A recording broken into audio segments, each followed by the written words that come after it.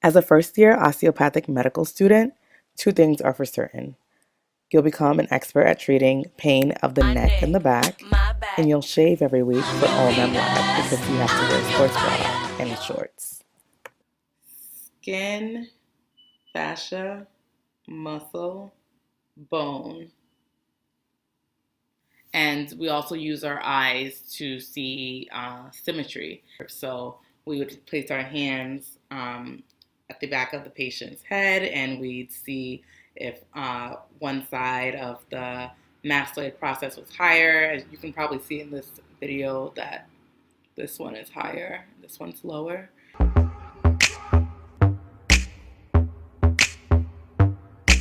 Hey YouTube, welcome back to my channel, Madam Winnell. So in this video, I wanted to just reflect on being a first-year osteopathic medical student, and I wanted to tell you more about my experience as a first-year osteopathic medical student, and also just actually show you guys some of the things that we do in our courses and in our lab experience. So I go to an osteopathic medical school, and what that means is I go to a school that's going to grant me a DO degree, a Doctor of Osteopathic Medicine. And an osteopathic medical school is one in which we do an entire MD curriculum, so all of the basic biomedical sciences, the pharmaceuticals, we learn all of that. But we also learn an additional course which is called Osteopathic Manipulative Medicine. And we learn that for the first 2 years, and we'll also be doing that in our rotations as well, along with the typical physician curriculum. DOs and MDs are both physicians, but we do have this extra tool in our pocket, which is osteopathic manipulative techniques that we learn in school. So for my program, we have a written course, which is the Osteopathic Manipulative Medicine course, and then we have the lab portion, and that usually takes place on Thursdays. And in our written course, we learn about the history of osteopathic medicine, as well as some of the techniques and some of the science behind the techniques. Osteopathic medicine was actually started by Andrew Taylor Still, who was an MD physician who believed in the interrelation of your anatomy and the structure and function of that. And he believed that there were ways to manipulate the body to kind of aid in its self-healing properties that already exist. So there's actually a quote that he says, "To find health is the object of a doctor. Anyone can find disease." So in our first semester, we learned about, like I said, the history of osteopathic medicine, palpation, the 4 principles of osteopathy, which include viewing the body as a unit, the mind, spirit, as well as knowing that the body has self-healing properties and that are innately part of the body. So that means that your body in itself can cure itself, and we've seen that ourselves. When you catch a cold, which is usually due to a virus, sometimes you'll take medication, sometimes you won't, but in the course of time your body will kick in, and your immune system is going to kick in, and it's going to get you over that cold in a few days. So we've seen that our body itself does have those natural healing abilities without even a single dose of medication. The last 2 principles is that structure and function is interrelated. The last principle is that there must be a rational treatment for the last 3 principles that I just discussed. So honestly, being in a DO school and learning OMM, it forces you to know your anatomy. Because yes, we dissect cadavers in anatomy lab, and yes, we learn anatomy as a separate class, but OMM forces you to actually feel this anatomy and actually know your anatomy. Like sometimes when I'm working on my partners in lab, I feel like I have like X-ray vision. Like I can kind of see, I can see the muscle in their back. I can visualize the spine. I mean, yes, we are feeling it, but before I even begin to touch it, I can see, okay, that's C7, that's the vertebrae is C7, that's the vertebrae, that's the thoracic vertebrae, that's where the lumbar vertebrae begins, and that's where the thoracic vertebrae ends. And it's really amazing. Like, our first lab experience, we was just about palpation, and basically it was just learning how to feel structures with your hands and just feel and kind of like get in tune with a person's body, like a patient's body, simply by touching. The gift of touch is actually pretty powerful because, as you know, when you have a cold or when you suspect that you have a cold, what are you going to do? You're going to put your hands on your head and you're going to feel warm, and you know that you probably have a fever before you actually check it with a thermometer. And then you can also use your hands to feel any lesions on your body, any bruises, anything that may be raised. They teach us how to do breast exams, self-breast exams too, so that's palpation too. So the power of touch is pretty amazing. I love OMM because it teaches me to embrace touch. It teaches me to know my anatomy, because it's like, if you didn't learn it in anatomy, you're going to learn it in OMM, or you better have learned it in OMM, because we are touching different muscles of the back. We're diagnosing dysfunctions of the spine. We have to use our eyes, and we have to see slight differences in the curvature of the spine, feel muscles that might be tight, like hypertonic. They might be flaccid, so it might be like weak, might be have some paralysis aspects of it.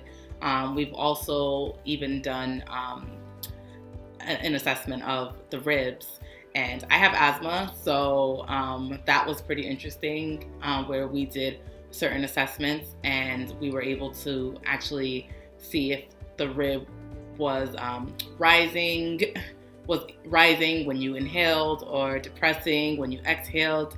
And my ribs sometimes just wasn't doing either or. So there was definitely some dysfunction there. But we also learned how to treat that. So that was pretty cool. So another thing I wanted to touch on also was our most recent practical. So our last practical focused on the lumbar spine, which means the vertebrae of our lower back. And lower back pain is a very common patient complaint that will send patients into your office. And I'm sure maybe you, or maybe your friends, family members have some sort of back pain. So this portion of OMM was a very relevant and important thing to learn, because it gave me techniques that I can use to treat back pain if one of my friends or family are having any back pain. And it's something that it's a good tool to have when patients come into your office. You can just treat them and send them on their way, and they will love you forever, I hope. Well, if you do it right. Just to reflect on my first time in OMM. So for OMM, the attire is very little to the imagination, I would say. So everyone has to wear shorts above their knees, but the guys have to wear no shirt, and the girls have to wear sports bras. So I know a lot of people, I wouldn't say most, but a lot of people are pretty uncomfortable the first day, and everybody's just like, and then like a few weeks in, everyone's just like, whatever, changing, whatever. You see my rolls, you see this, you see my hairy back, it's fine, whatever.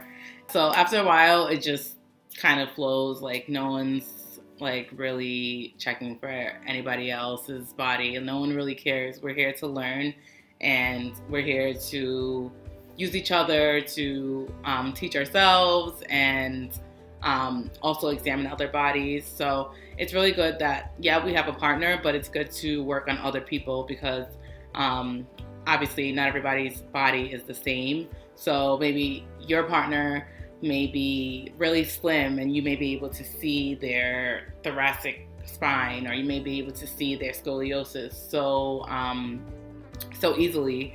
But you go to another partner who may be more muscular or may have more fat on them, and it's much harder. Like, I know for me, my friends, my muscles are like, I don't know if it's just like really hypertonic, I don't know, or just, I don't know, maybe it's just the fat cells, I'm not sure.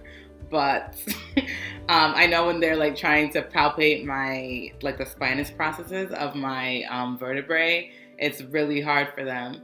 But on other people, you don't, sometimes you don't even have to like touch it. You can just see them sticking out. So it's really good to work on other people. And osteopathic medicine is very, very specific.